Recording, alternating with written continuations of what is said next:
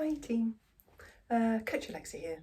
I was reading the review of a bit of a study recently which was talking about groups of runners, those at elite level and others mere mortals, and also the impact on both of those groups of running with building a sense of sort of self-awareness and being in tune with your body and what it's telling us, versus being more led by our wearable technology, so our watches, heart rate straps and apps, etc. And what was interesting, but I guess to a certain extent kind of expected, is the fact that the elite level athletes, they've had a lot more practice, I would imagine, and it is their job, were much more better at being in tune with what their bodies were telling them.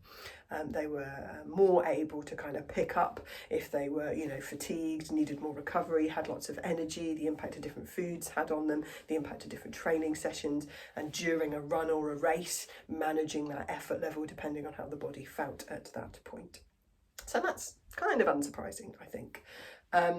What was interesting is that, the suggestion was that to help with performance, it's useful to build those skills and not rely solely, or at least as much, on some of the wearable technology. Now, some of that is down to, the accuracy is never 100%, not even in GPS.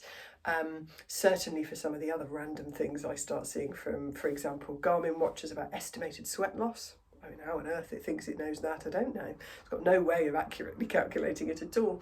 And the old, are you being productive or unproductive in your training saga?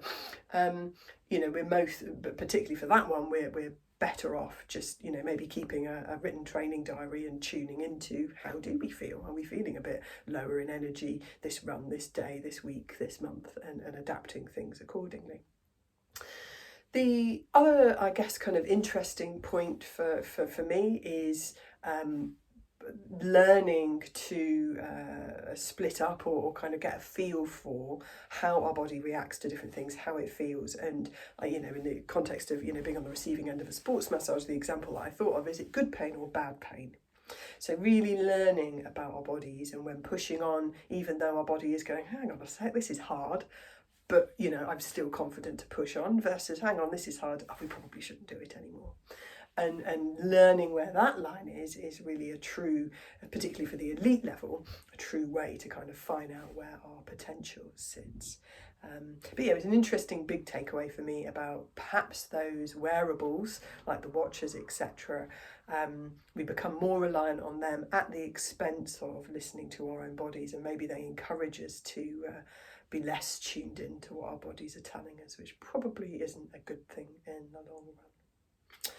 Anywho, interesting food for thought, and one perhaps to experiment with a little bit on your runs, just listening to what your body's telling you, not necessarily just what your watch is saying.